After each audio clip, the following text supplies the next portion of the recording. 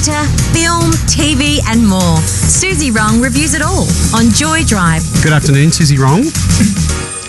Hey Warren, I know it's only July, but judging by the amount of tears I shed last night, this could be the film of the year.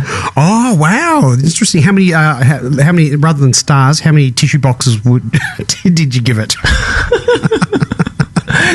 Many more than all the movies added up together this year. This really hit me in a very powerful way. We're talking about 20,000 Species of Bees, which is streaming on SBS on demand. Suzy, I'm interested after we hear your review to find out why it hit you so much. Tell us what you thought of it.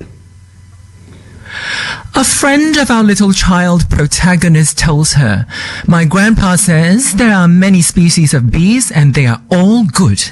Indeed, we are created infinitely different, but we all have the capacity to be good." The excellent movie 20,000 Species of Bees, streaming on SBS On Demand, tells the story of an 8-year-old trans girl who is whisked away by her mother for a trip to the countryside to where her grandmother shares a home with a thriving bee yard. At such a young age, the girl may not know exactly how to explain her frustrations with the constant misgendering that she experiences, but she's certainly not too young to know that she is definitely not a boy. The Spanish film is incredibly sensitive, and although consistently gentle in its tone, I found it to be immensely powerful.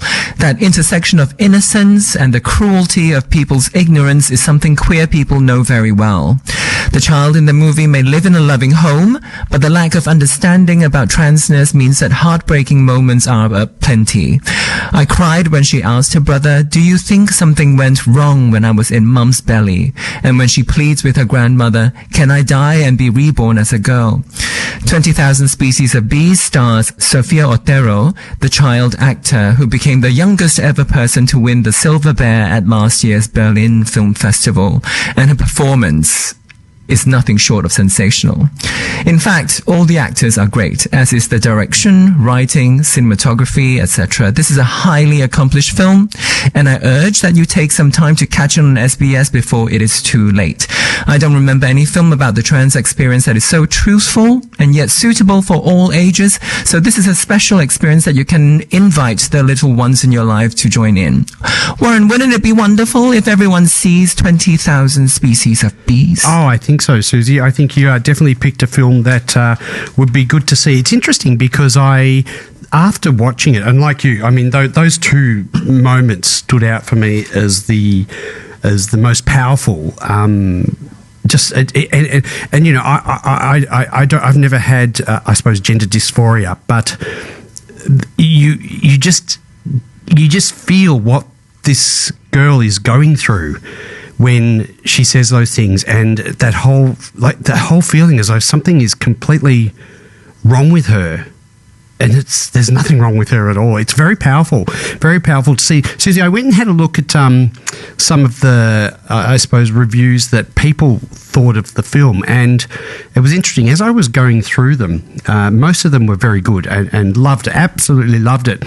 There were some negative ones there, but all the negative ones that I read were all based on ignorance.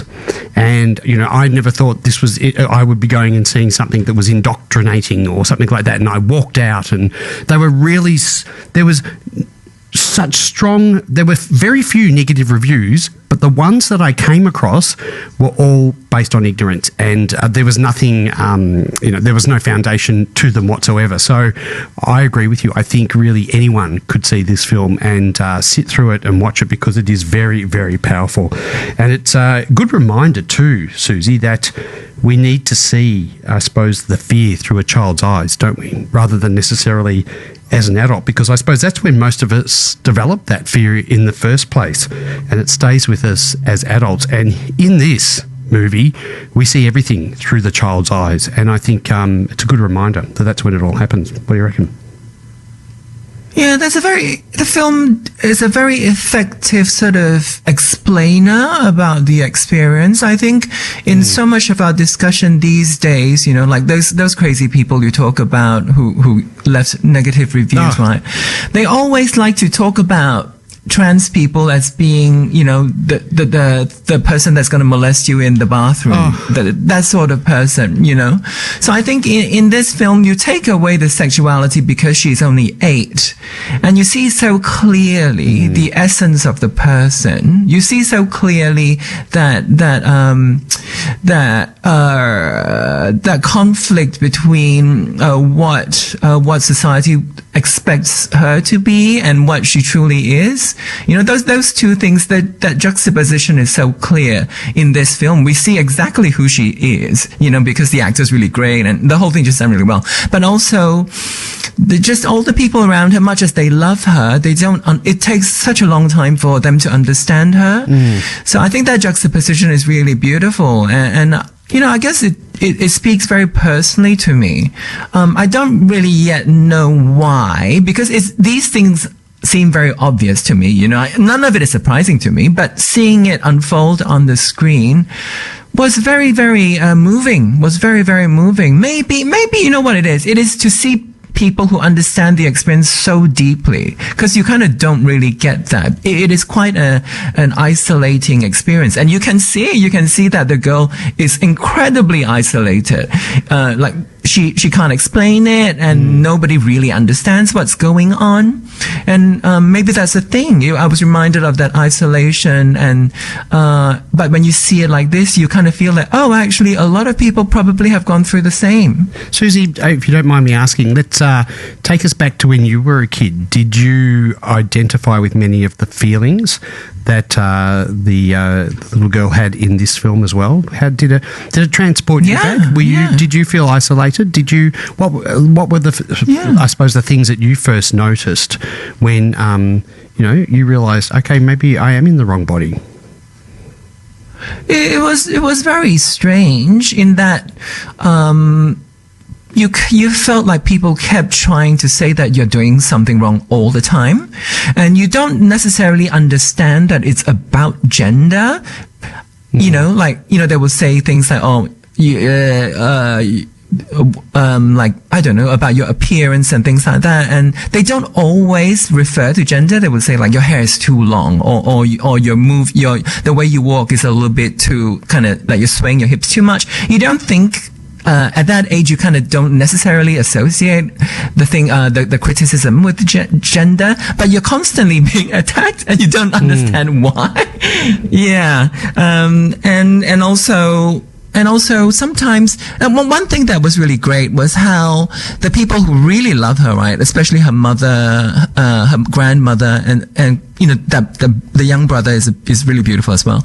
And just the way that you see that they try so hard to care for her, but they just don't get it. And I think that's a nice thing to see. That's a nice thing to see that a lot of hurt can come, you can experience a lot of hurt, but it doesn't come from a hateful place. And I don't know if it softens the blow or something to be able to understand that, that it doesn't come from a place of, hate always. I enjoyed seeing that. And obviously the film is about the grown-ups, learning about the child and learning about the whole trans experience over time. But when you were, I found it very moving. When you were a kid, and constantly being told that you're doing this wrong, you're moving your hips wrong, your hair's too long, all of this sort of thing. I mean, when you think about all those things, and it's constantly being told there's something wrong with you, then you see in this movie, 20,000 Species of Bees, the impact that has on this girl's life and her thoughts about herself. And I don't know, I found that very upsetting. Do you think something went wrong while I was in Mummy's tummy? I mean, ultimately, we're making her feel that way, aren't we?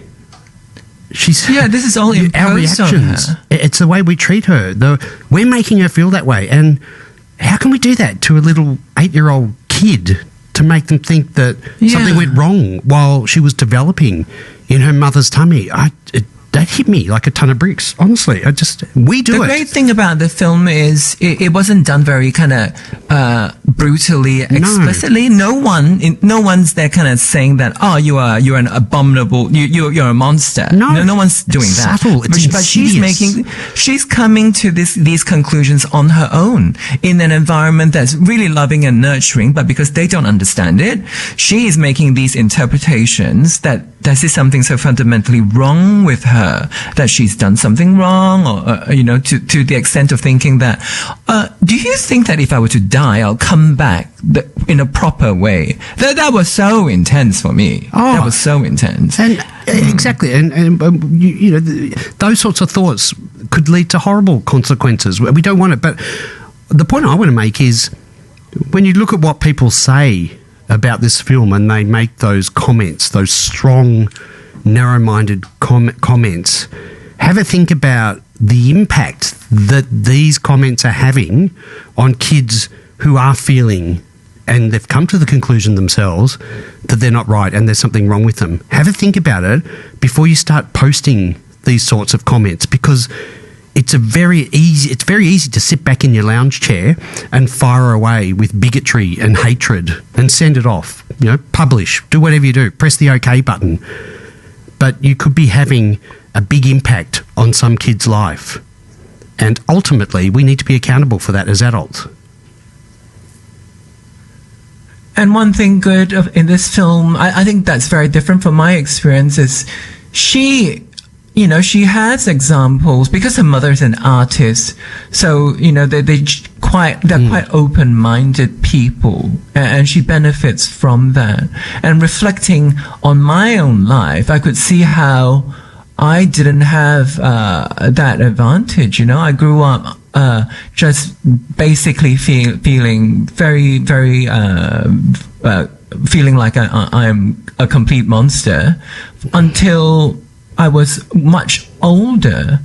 And I would think that maybe that means society's changing.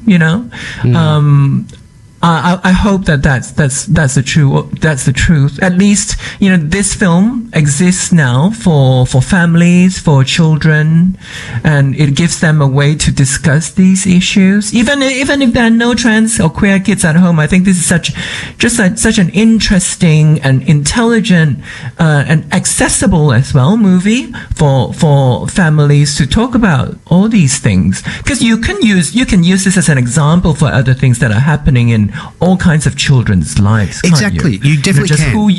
Who you feel you are, and who you feel people want you to be. You don't have to be trans or queer, but I think those feelings apply to everyone. And watching this film, and you're right. I mean, you don't have to be. But there were things like, for example, the fear of getting changed at the swimming pool. I mean, I identified with that. I was one of those kids that hit puberty really early, and I changed, and it was visibly obvious that I had changed to the other kids. I refused to get changed at the swimming carnival. I did everything to get out of it.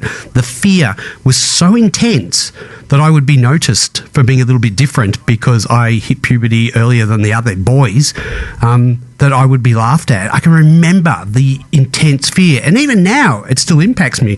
I'll go to the gym and I think, I'll have a shower.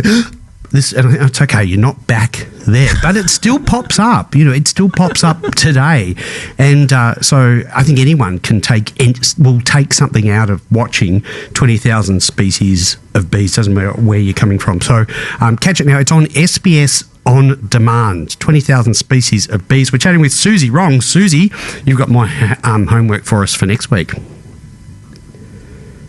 Starting tonight is a new reality series on Netflix called The Boyfriend, in which a group of men live under one roof in Japan and run a coffee truck together to connect and hopefully meet their one true boyfriend. Oh. This is either going to be amazing or a total disaster. Let's find out when I see you next Tuesday. Bye-bye. Thanks, Suzy. So it's Netflix, The Boyfriend. You can catch Suzy Wrong every Tuesday here on Joy Drive. Here's Madonna. Les La Bonita.